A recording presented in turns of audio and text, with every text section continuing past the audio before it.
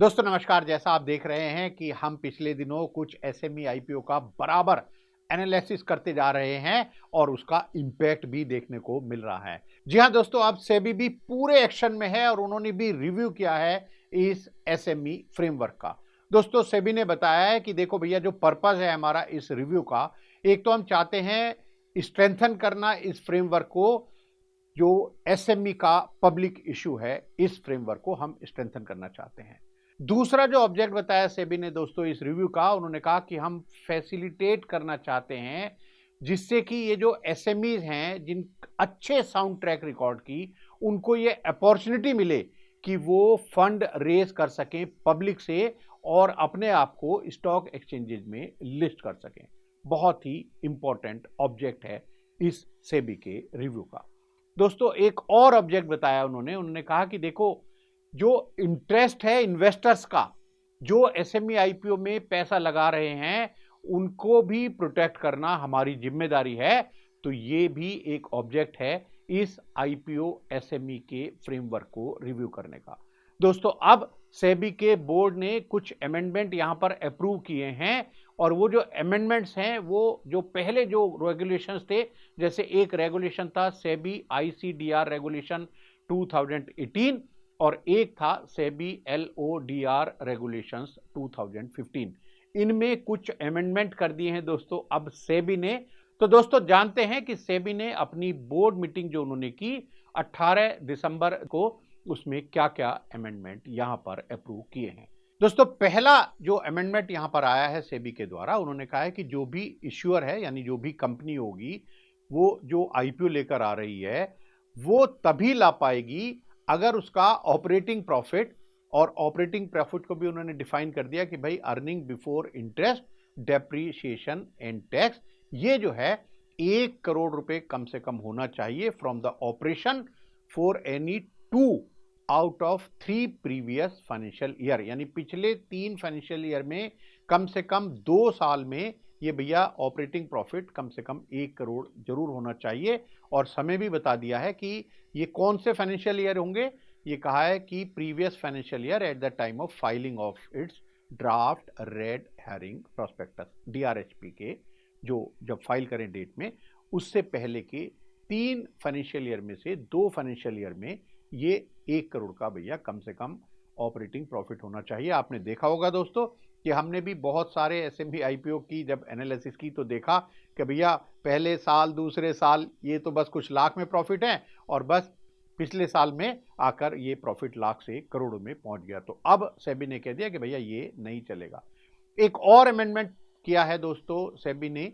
यहां पर उन्होंने कहा कि भाई जो ऑफर फॉर सेल है, यानी कंपनी में तो कुछ पैसा नहीं आता, जो एग्जिस्टिंग शेयर होल्डर हैं वो पैसा अपना ले जाते हैं। उन्होंने कहा कि भैया उस पर भी रेस्ट्रिक्शन लगाने की जरूरत है। तो सेबी ने कहा कि जो शेयर होल्डर हैं वो जो सेल करेंगे as an offer for sale in SME IPO, वो भैया 20% से ज्यादा नहीं हो सकता of the total issue size. और साथ में उन्होंने ये कहा कि जो भी भैया ये सेलिंग शेयर होल्डर हैं, वो अपनी 50% से ज्यादा की होल्डिंग यहां पर ऑफर नहीं कर सकते। यानी ये नहीं भैया कि पैसा जो है आप पब्लिक से ले रहे हैं, कंपनी की ग्रोथ में तो कुछ लग नहीं रहा, जो एग्जिस्टिंग प्रमोटर हैं वो अपना पैसा लेकर बाहर हो जाएं शेयर बेचकर। तो ये एक दूसरा अमेंडमेंट यहां पर किया सेबी ने अपनी इस बोर्ड मीटिंग में। एक और खास बात, मैं आपको हमेशा बताता था कि भाई जनरल कॉर्पोरेट पर्पज जो है ये 25% का जो अमाउंट है, और हमने देखा कि अभी बड़े बड़े इशू भी आ रहे हैं एसएमई के, बहुत अच्छी बात है।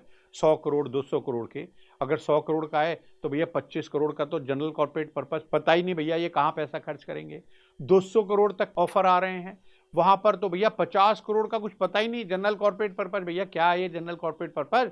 तो सेबी ने भी इस चीज का संज्ञान लिया है और उन्होंने कहा है कि भैया देखो, ये जनरल कॉर्पोरेट पर्पज जो है 15% ऑफ द अमाउंट जितना आप रेज कर रहे हो, या फिर 10 करोड़ रुपए जो भी कम है, बस वहीं तक रेस्ट्रिक्ट रहेगा। यानी अगर 100 करोड़ का है तो 15% हुआ भैया 15 करोड़। वो कह रहे ना ना ना, बस मैक्सिमम जो सीलिंग है वो 10 करोड़ है, और अगर छोटा इशू है आपका तो 15% तक भी ये जनरल कॉर्पोरेट पर्पज में आप ऑफर कर सकते हो पब्लिक को। एक और चीज देखी होगी शायद सेबी ने, उन्होंने कहा कि भाई ये जो लोग हैं वो क्या कर रहे हैं कि वो कहते हैं कि भैया हमारे प्रमोटर का लोन है, वो हम वापस करना चाहते हैं, प्रमोटर ग्रुप कंपनी ने कोई लोन दे रखा है, कोई और रिलेटेड पार्टी ने लोन दे रखा है, भैया उनको हम वापस करना चाहते हैं। ना सेबी ने कहा कि भैया देखो, ये जो आपका जो ऑब्जेक्ट है इशू का, अगर ये repayment of loan from promoter है, प्रमोटर ग्रुप है, कोई रिलेटेड पार्टी है, इससे अगर आप करना चाहते हो डायरेक्टली या इनडायरेक्टली, तो वो हम अलाउ नहीं करेंगे। दोस्तों, एक और खास बात कहा यहां सेबी ने अपनी बोर्ड मीटिंग में जो अप्रूवल दी, उन्होंने कहा कि भाई पब्लिक को टाइम तो दो, बताओ उनको अच्छी तरह से नोटिस देकर बताओ कि भाई आप डीआरएचपी में क्या कहना चाह रहे हो। तो सेबी ने कहा कि डीआरएचपी ऑफ एसएमई आईपीओ जो भी आप फाइल करेंगे स्टॉक एक्सचेंज में, उसको 21 दिन के लिए पब्लिक के कमेंट्स के लिए आप भैया ऑफर करो। और कैसे करो? उन्होंने कहा कि आप एक पब्लिक अनाउंसमेंट करो न्यूज़पेपर में और साथ में उसमें क्यूआर कोड लगा दो। तो जो भी इन्वेस्टर देखना चाहें कि भाई आप अपने डीआरएचपी में क्या कहना चाह रहे हो, उस क्यूआर कोड को बस स्कैन करें और आपका जो डीआरएचपी है वो आ जाए, उसको वो पढ़ लें, इधर उधर ढूंढने की जरूरत कहीं ना पड़े इन इन्वेस्टर्स को। दोस्तों, सेबी ने एक और यहां पर अप्रूवल दिया है। उन्होंने कहा है कि देखो भाई, ये जो एसएमई कंपनीज हैं, ये अपना फर्दर इशू लेकर आ सकती हैं बिना माइग्रेट किए मेन बोर्ड पर। उसमें बस कंडीशन ये है कि जो इशूअर है वो एक अंडरटेकिंग देगा कंप्लायंस की, कि वो जितने भी प्रोविजन हैं सेबी एलओडीआर रेगुलेशन 2015 के, वो जो भी एप्लीकेबल हैं to the companies listed on the main board, वो सबका पालन करेंगे। अच्छा दोस्तों, मैं आपको बताता था करीब करीब हर एसएमई आईपीओ के एनालिसिस में कि देखो भैया, रिलेटेड पार्टी ट्रांजैक्शन की धूम मची हुई है।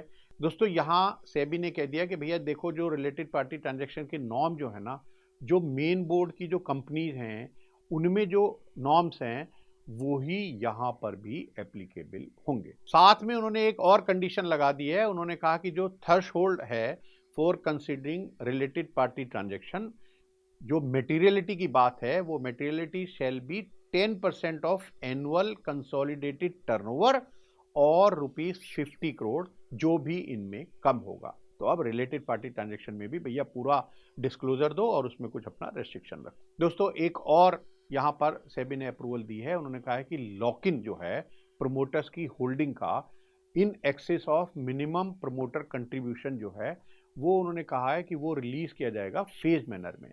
और फेज मैनर में कैसे? उन्होंने कहा कि देखो, जो लॉक इन है 50% ऑफ जो प्रमोटर्स होल्डिंग है इन एक्सेस ऑफ एमपीसी, वो तो रिलीज किया जाएगा आफ्टर 1 ईयर।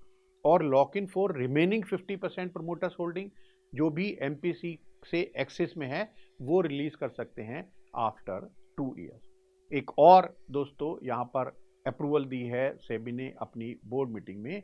उन्होंने कहा है कि allocation methodology for non institutional investors in SME IPO to be aligned, इसको अलाइन करो भैया, with methodology used for NII is main board IPO. तो जो भी एनआईआई की जो मेन बोर्ड आईपीओ के लिए जो कंडीशन मेथोडोलॉजी है, वही आपको एसएमई आईपीओ में भी फॉलो करनी होगी। दोस्तों, आपके क्या विचार हैं इन अमेंडमेंट्स के बारे में? प्लीज कमेंट करके मुझे जरूर बताइए। मेरी अपनी ओपिनियन ये है कि सेबी बहुत ही इंपॉर्टेंट रोल प्ले कर रहा है इस एसएमई आईपीओ के पूरे इकोसिस्टम को पूरी तरह से मजबूती देने के लिए। दोस्तों, इस चैनल को देखते रहिए और मैं यहाँ पर आपसे जरूर कहूँगा कि प्लीज़ आगे भी आप हमारी एनालिसिस देखना चाहते हैं तो चैनल को सब्सक्राइब कीजिए, शेयर कीजिए, लाइक कीजिए और ये बेल भी दबा दीजिए। नमस्कार दोस्तों।